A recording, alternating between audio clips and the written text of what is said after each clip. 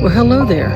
I'm Lynn West with the Northwest Arkansas Travel Guide, and I got a sneak peek of a haunted trail walk in Eureka Springs. It's unlike anything else this Halloween season.